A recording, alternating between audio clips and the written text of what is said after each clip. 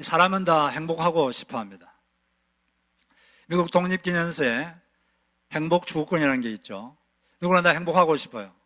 그런데 실제로 보면 행복한 사람이 별로 그렇게 많지 않은 것 같습니다. 어떤 이유 때문에 마음속에 어떤 불행감이 있는 사람들이 더 많은 것 같아요. 그래서 오늘 우리는 열왕기상 21장을 통해서 행복하게 되는 몇 가지 원리를 살펴보도록 하겠습니다.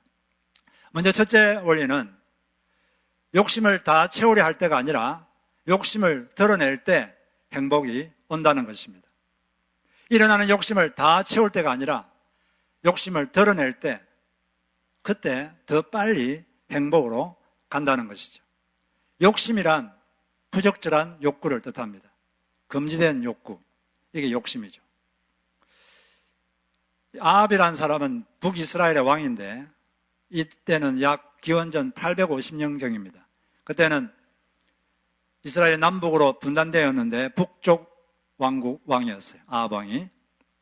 아합 왕은 하나님을 잘 신앙하지 않는 악한 왕이었지만 하나님께서 아합 왕이 회개할 기회를 주기 위해서 두 번이나 아람군, 지금의 시리아군을 이기게 하셨습니다. 도저히 이길 수 없는 전쟁이었는데, 그런데 아합은 여전히 회개하지 않고 여호와를 섬기지 않고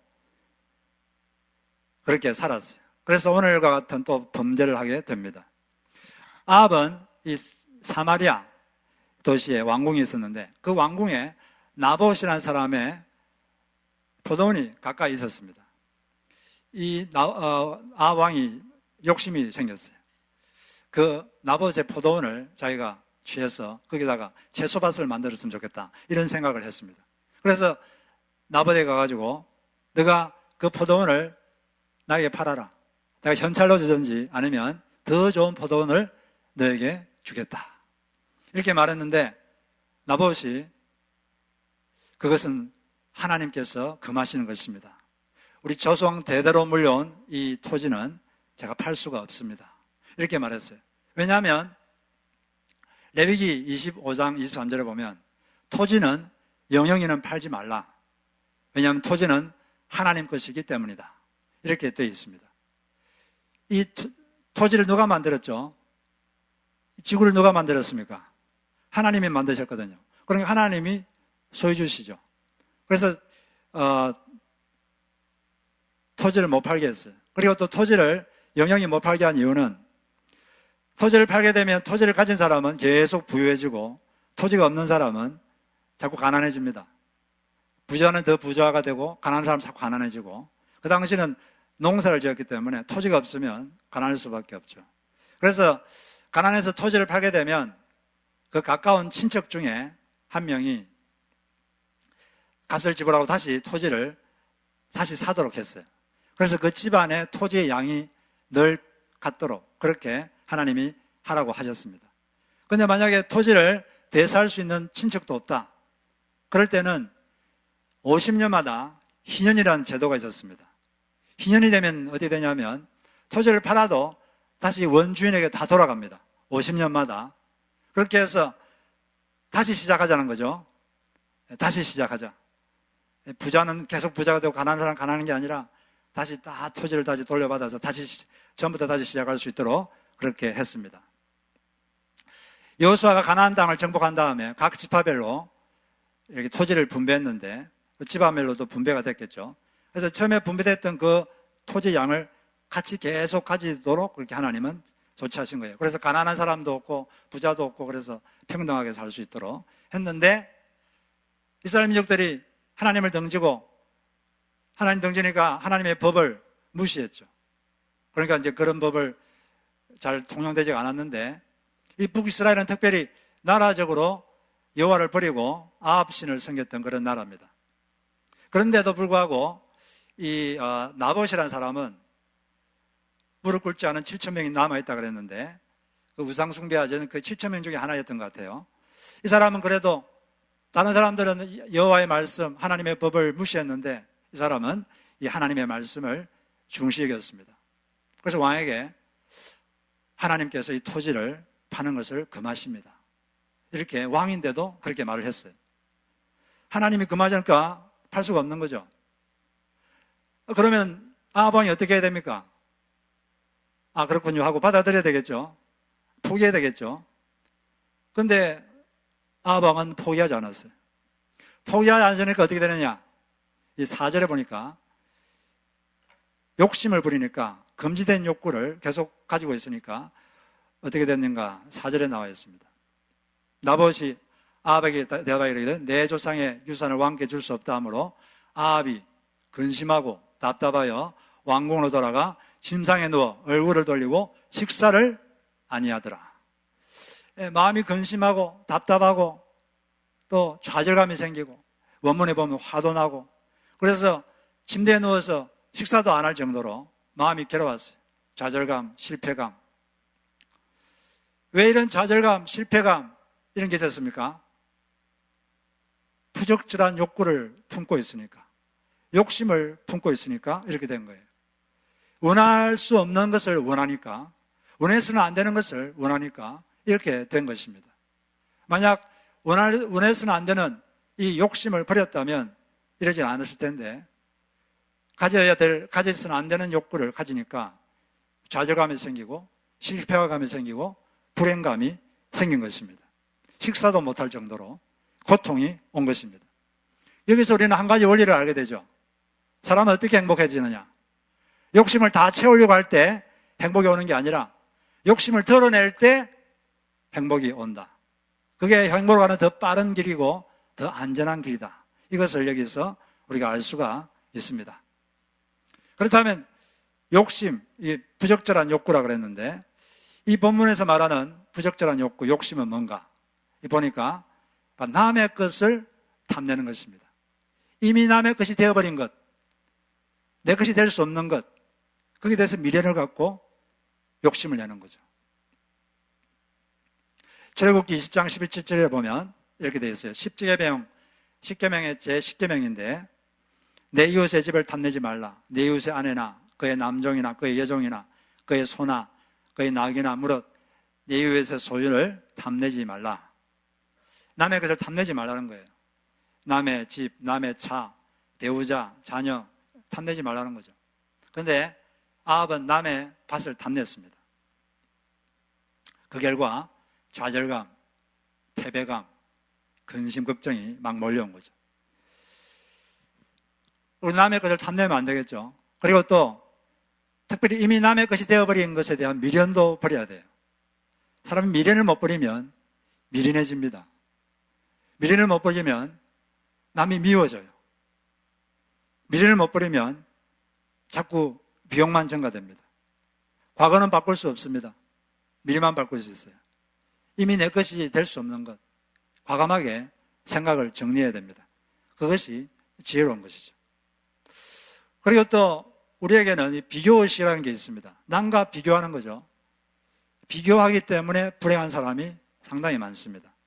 그런데 비교한다는 것도 엄밀히 생각하면 남의 것을 탐내는 것입니다. 남들이 가진 것을 자기도 가고 싶거든요.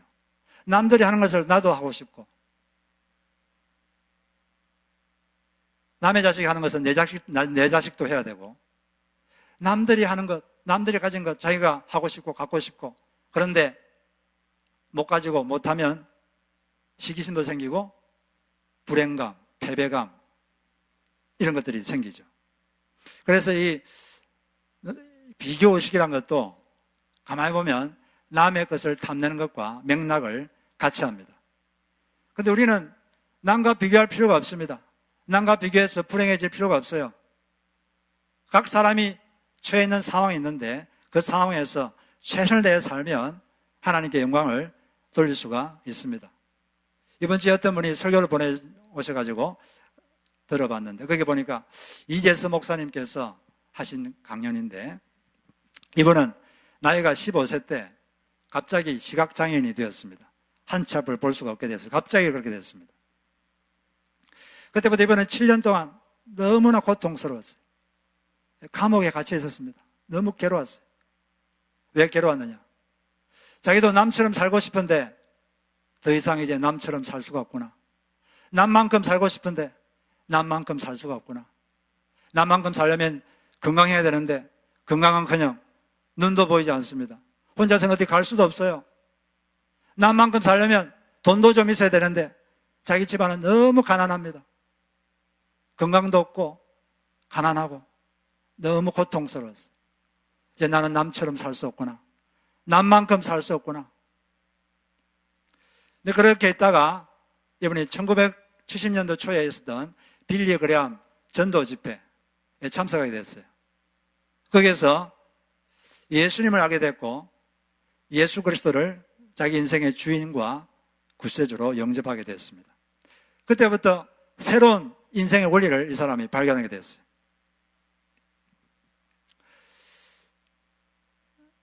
하나님께서는 남만큼 살기를 원치 않고 하나님이 자기에게 주신 만큼만 살면 된다 라고 하는 것을 배웠습니다. 하나님이 자기에게 주신 만큼 살면 된다.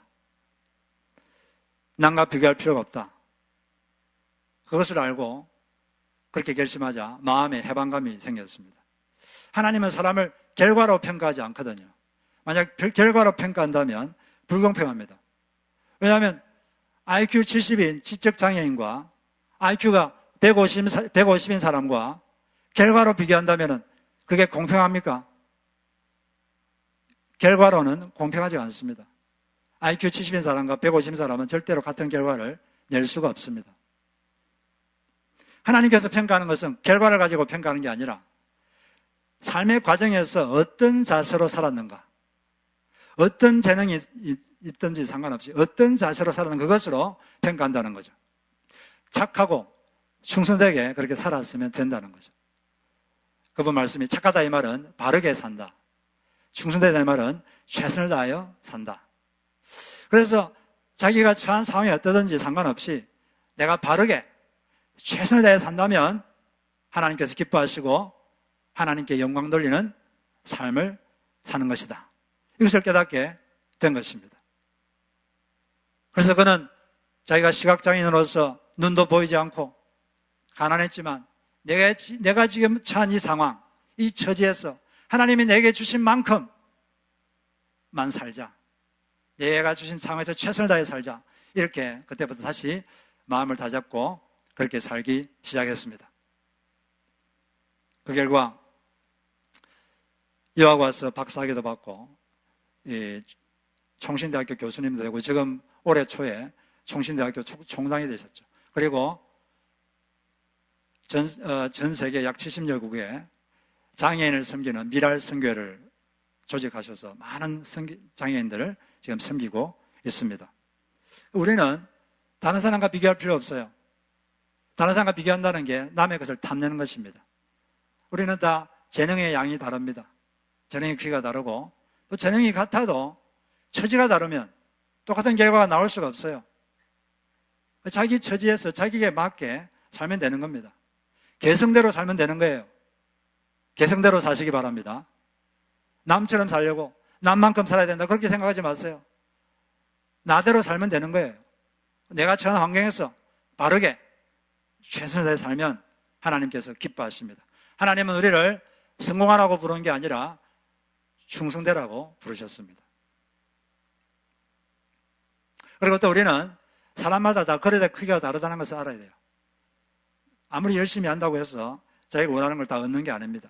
사람마다 다 그래서 크기가 있고 분량이 있는 거죠. 그걸 깨닫고 지혜롭게 사시고 욕심을 다 채우려고 하지 마시고 욕심을 덜어내셔서 더 빨리 행복에 도달하시는 여러분 되시기를 주의 이름으로 축복합니다.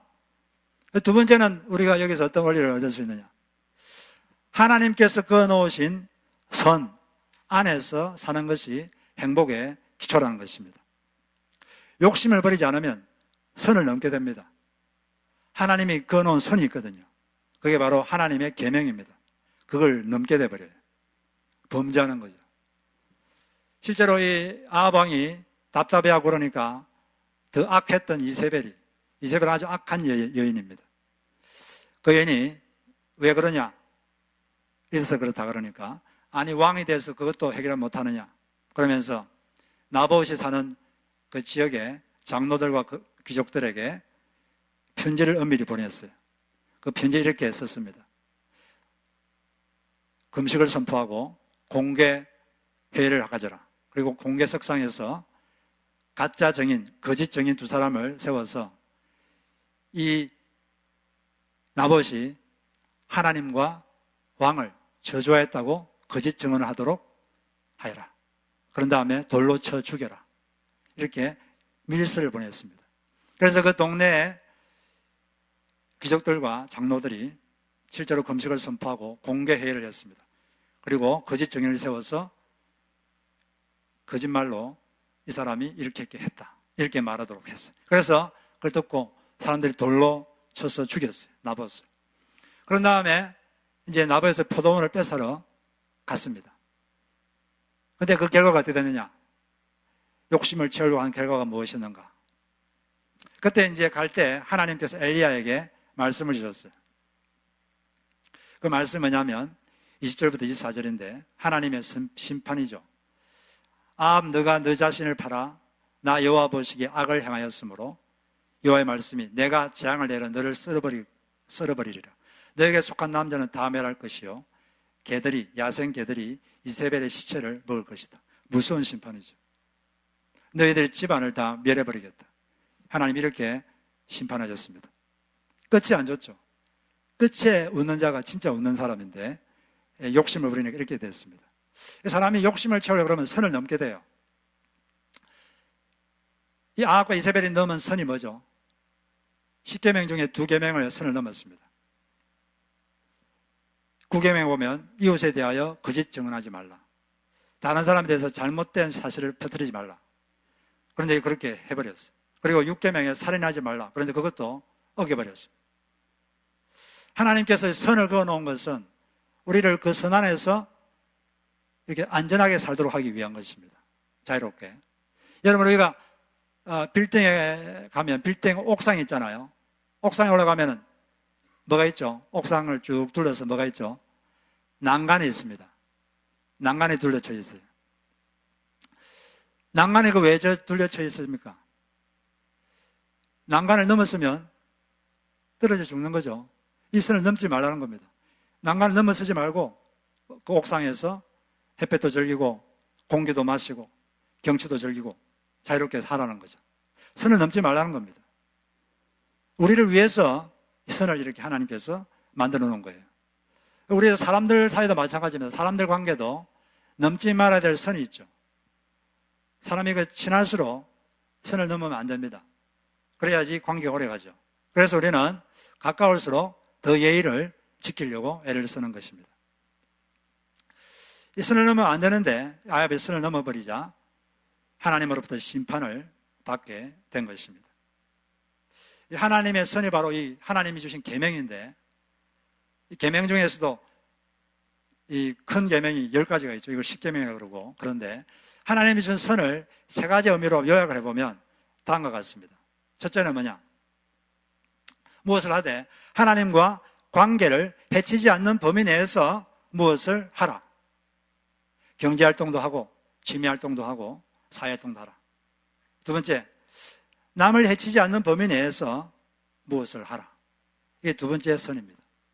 세 번째, 자기와 자기 가족을 해치지 않는 범위 내에서 무엇을 하라.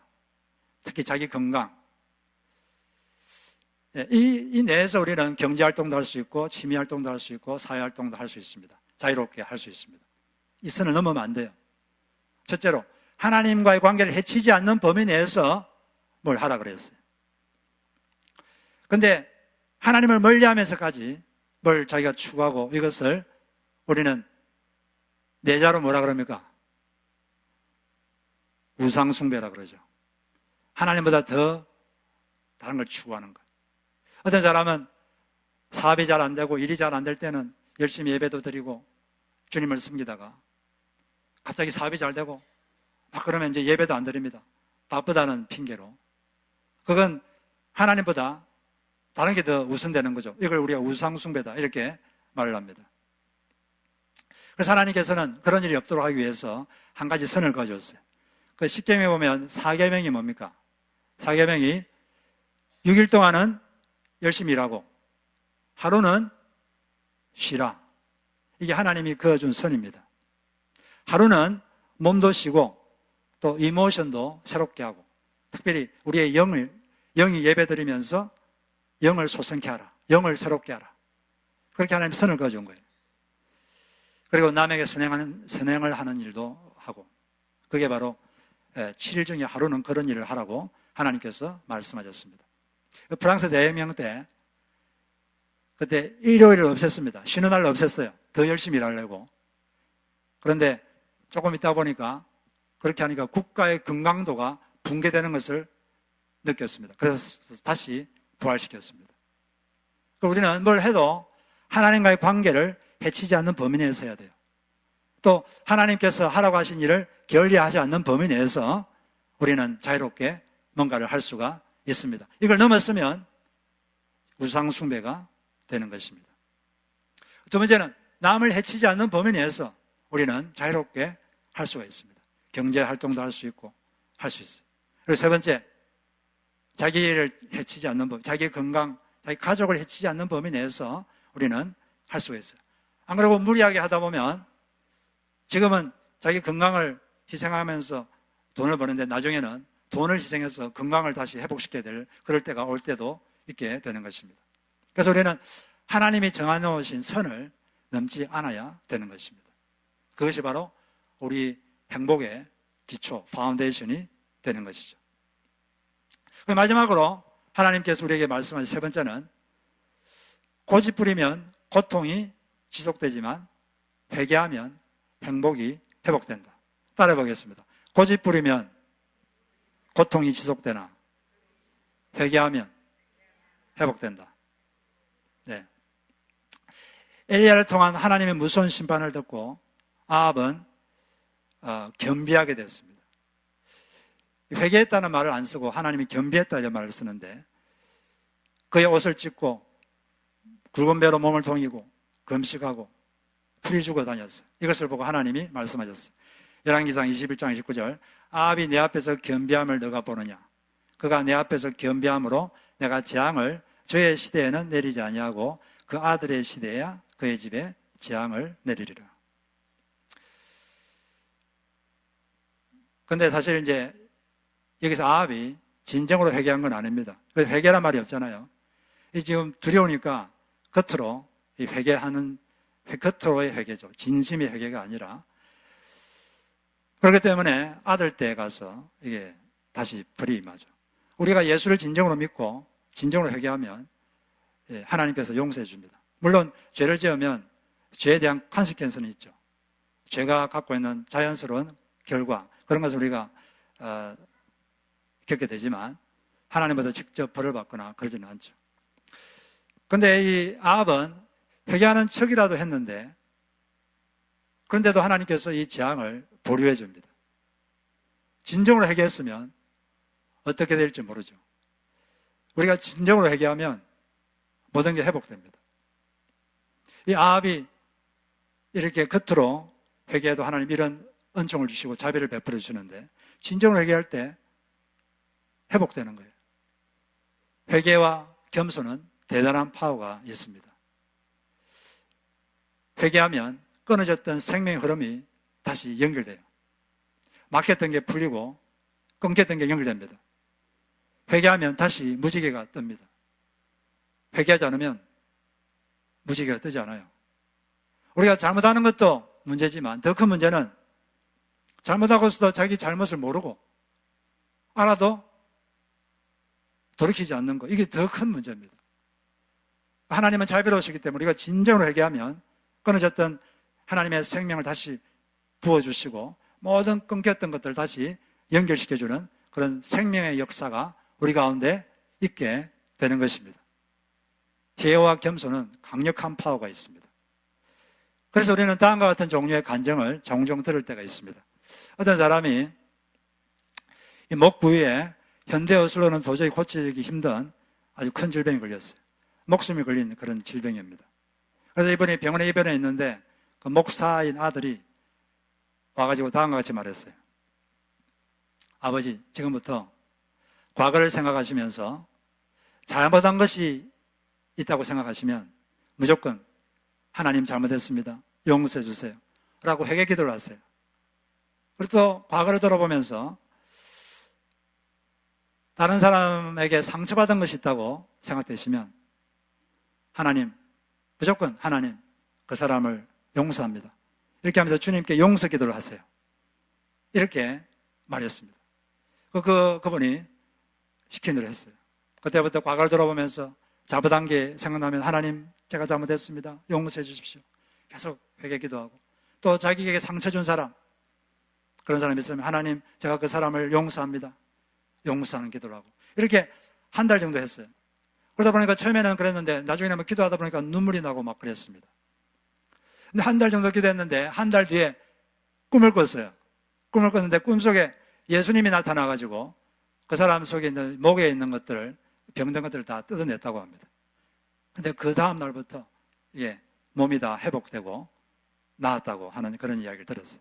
이런 종류의 우리가 간증을 우리가 가끔 들을 때가 있습니다. 왜냐하면 그만큼 회개는 파워가 있다는 거죠. 회개하면 하나님의 생명이 우리에게 흘러 들어오는 역사가 일어나게 되는 것입니다. 회개와 이 겸손은 아주 강력한 파워가 있어요. 그렇게 하면 회복되는 역사가 우리 가운데 있게 되는 것입니다. 이 열왕기상 21장을 정리해보면 아합이 왜 이런 불행한 그런 심판을 선포당했습니까?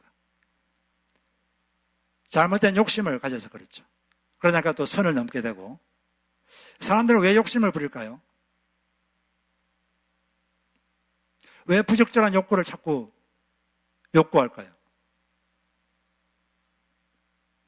더 갖고 싶은 거죠. 이걸 요즘 말로 하면 물질주의다 이렇게 말하는데 물질주의적 사상은 그냥 더 가지려는 겁니다. 그냥 더 가지려는 거죠.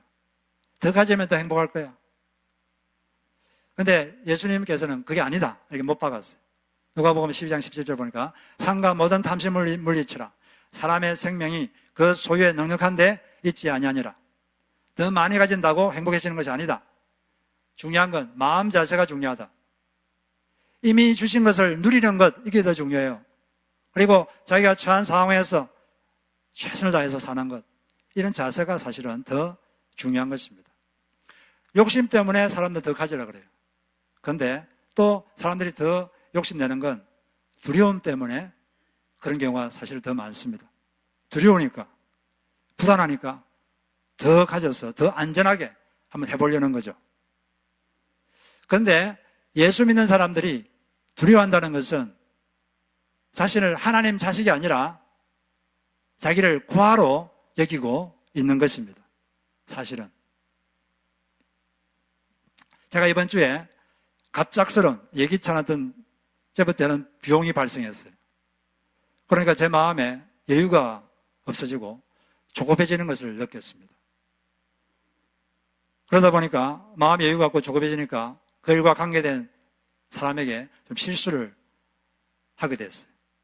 결국에는 모든 게 다 해결됐지만 제가 그 다음날 새벽 기도 시간에 내가 왜 그렇게 여유가 없고 조급해서 실수를 했을까?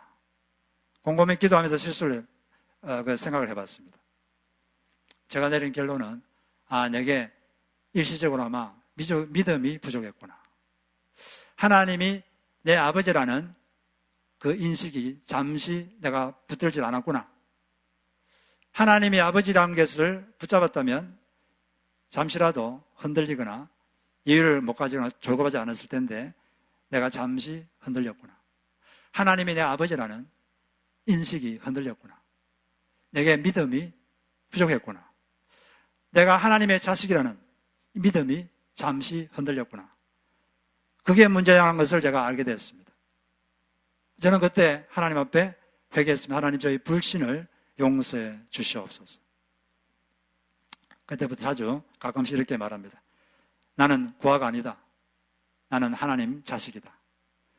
여러분들도 고아가 아니라 누굽니까? 하나님 자식입니다. 그렇기 때문에 하루에 아침에 일어나거나 그럴 때 또 하루에 한 번씩 이렇게 스스로의 영혼에게 상기시켜 주세요. 나는 고아가 아니다. 하나님의 자식이다. 따라해보세요. 나는 고아가 아니다. 하나님 자식이다. 하나님이 나의 보호자이시다.